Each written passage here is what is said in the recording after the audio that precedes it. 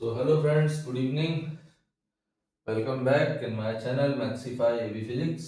और आज हम क्लास नाइन्थ का लास्ट टॉपिक जो है यूनिफॉर्म सर्कुलर मोशन वो करेंगे। बहुत छोटा सा सिलेबस है क्लास नाइन्थ का।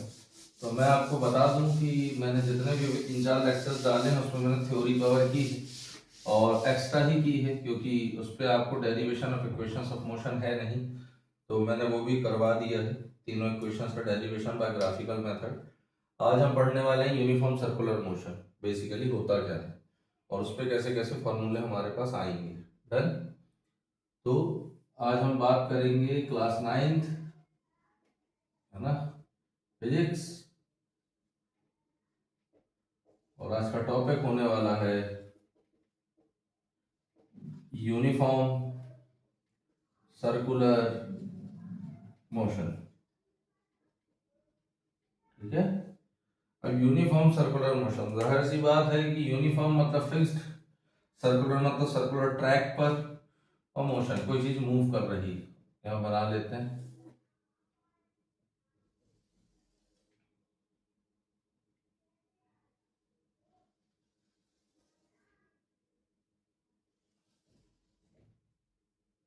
ठीक है। एक सर्कुलर ट्रैक है। इस सर्कुलर ट्रैक पर अपन 4 डॉट्स मारते हैं।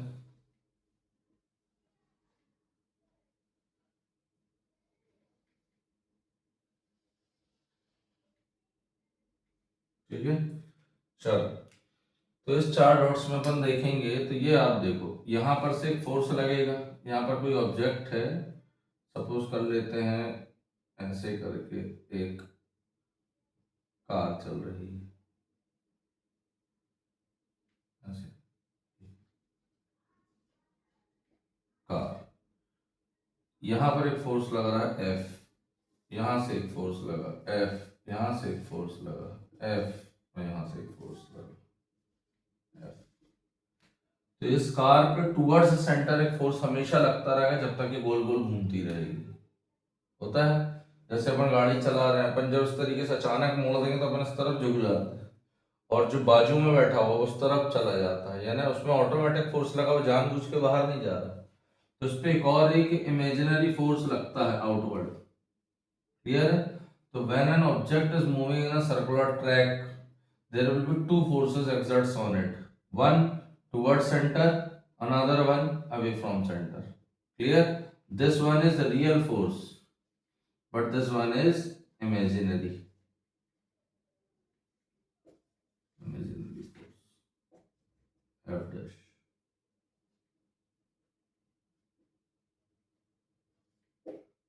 क्लियर हो गई बात। तो अब ये गाड़ी में घूम रहा है बहुत तेजी से, तो अपन मान के चलते हैं कि P पर रहा होगा और यहां से यहां आ गया, यहां आ गया सपोज P डैश पर। तो कितना ट्रेवल किया इसने, एंगल थीटा, P से P डैश। ठीक है। तो हम एक फॉर्मूला हम जानते थे कि angle is equal to arc upon radius. तो आर्क कितना चला हमारा, P से P डैश, PP डैश, और रेडियस इसका अपन मान लेते हैं कि R है रेडियस, तो PP डैश R। ठीक है। ये हो गई।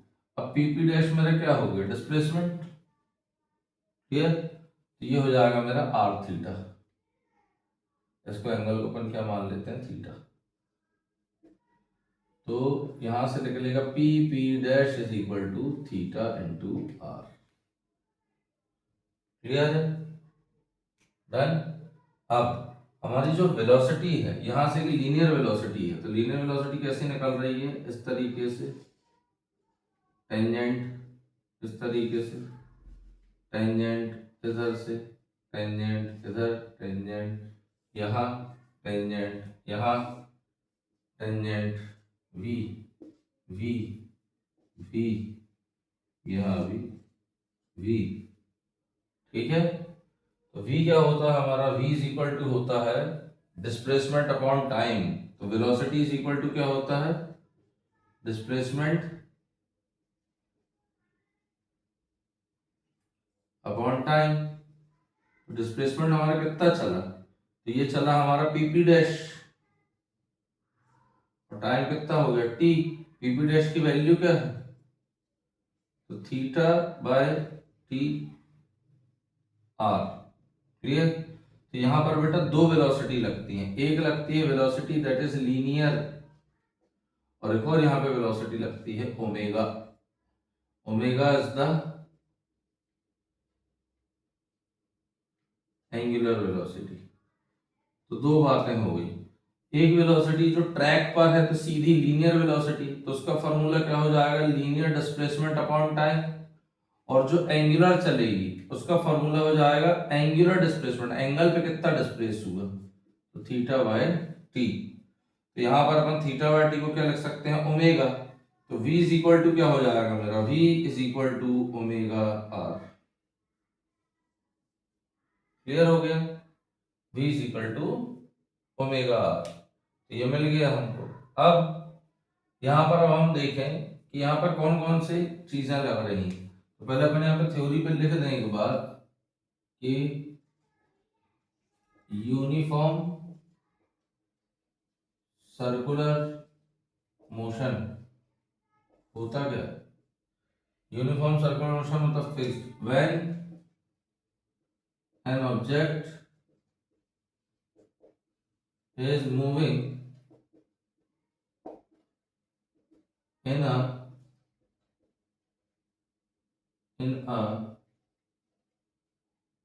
circular track with constant speed, ठीक है, then the motion of an object is called a uniform circular motion। ठीक है, तो एक बात आप अच्छे से याद रखेंगे कि यूनिफॉर्म सर्कुलर मोशन जो होता है,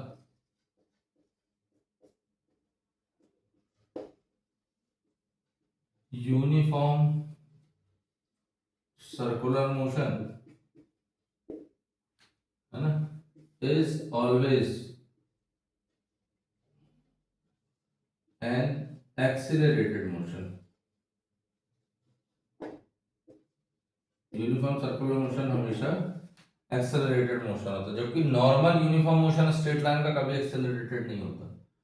क्यों ये एक्सेलरेटेड है, क्योंकि देखो वेलोसिटी ये चली गई, ये चली गई, ये चली गई, ये चली गई, तो due to the changing the direction of the velocity at every instant the acceleration is there in the circular motion, भले उसकी स्पीड फिक्स हो। तो अपन यहां पे लिख देंगे here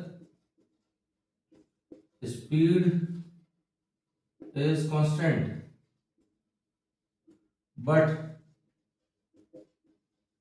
velocity continuously changes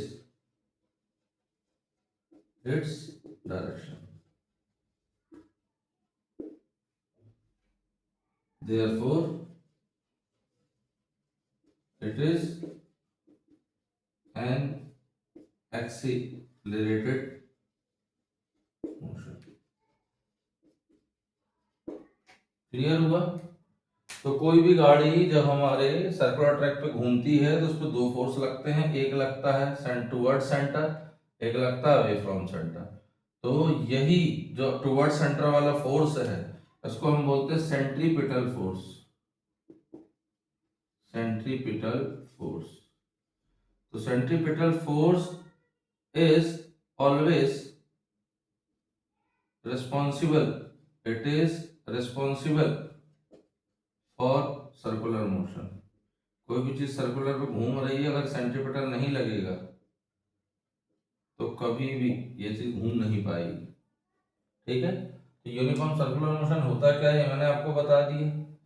plus uniform circular motion में जब भी कोई ऑब्जेक्ट रहेगा तो दो फोर्स लगेंगे, एक अंदर की ओर एक बाहर की ओर। एक रहेगा रियल फोर्स, एक रहेगा रियल फोर्स और एक रहेगा इमेजिनरी फोर्स। जो रियल फोर्स है उसको अपन सेंट्रीपिटल फोर्स बोलते हैं, यही रिस्पॉन्सिबल है सर्कुलर मोशन के लिए। और इमेजिनरी फोर्स का नाम होता है सेंट्रीफ्यूगल, सेंट्रीफ्यूगल फोर्स। ये ऑटो जनरेट फोर्स है, बस इमेजिनरी, ये फील होता है, एक्चुअल में एग्जिस्ट नहीं करता। ठीक है, तो दो फोर्स की वजह से हमारा पूरा घूम रहा है, लेकिन मेन रिस्पॉन्सिबिलिटी होती है मोशन में कराने के लिए सर्कुलर पाथ पर हमारे सेंट्रीपिटल फोर्स की। ठीक, इस पर दो प्रकार की वेलोसिटी लगती है, एक वेलोसिटी लग रही है पाथ पर और एक वेलोसिटी लग रही है सेंटर से। तो इसका हो गया लीनियर डिस्प्लेसमेंट, तो हमने इसकी वेलोसिटी ले ली लीनियर, तो लीनियर क्या होता है, डिस्प्लेसमेंट अपॉन टाइम। तो क्या हो गया, पीपी डैश अपॉन टी। अब पीपी डैश मेरी पाथ थी, तो v is equal to PP dash की जगह मैंने रखा theta R, PP dash theta R. कैसे आया, angle is equal to R का अपॉन रेडियस से। तो angle is equal to R मतलब पीपी डैश अपॉन आर, तो थीटा से आर का मल्टीप्लाई होकर पीपी डैश थीटा आर आ गया। तो theta R upon T, but theta by T हमारी होती है angular velocity.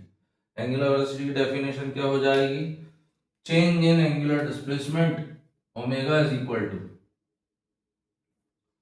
Change in angular displacement upon change in time, यानी ये del theta upon del T होता है, चेंज एंगल में टाइम के साथ। तो थीटा अपॉन टी को हमने लिख दिया omega, v is equal to आ गया ओमेगा आर। क्लियर है? ठीक, अब what is the acceleration, centripetal acceleration. तो एक्सेलरेशन जितना तगड़ा सेंट्रीपिटल फोर्स होगा उतना तेज एक्सेलरेशन होगा। तो यहाँ पर एक एक्सेलरेशन काम करता है जिसको हम क्या बोलते हैं, AC, that is the centripetal acceleration. और ये एक्सेलरेशन लगता है टूवर्ड्स द सेंटर। हमेशा ये फोर्स को ही फॉलो करेगा, ये सेंट्रीपिटल फोर्स FC को फॉलो करेगा। ठीक है, कोई दिक्कत, समझ गए, है ना? अब इसका स्क्रीनशॉट खींच लो और कोई डाउट हो तो बताना इस पर। ठीक, थैंक यू।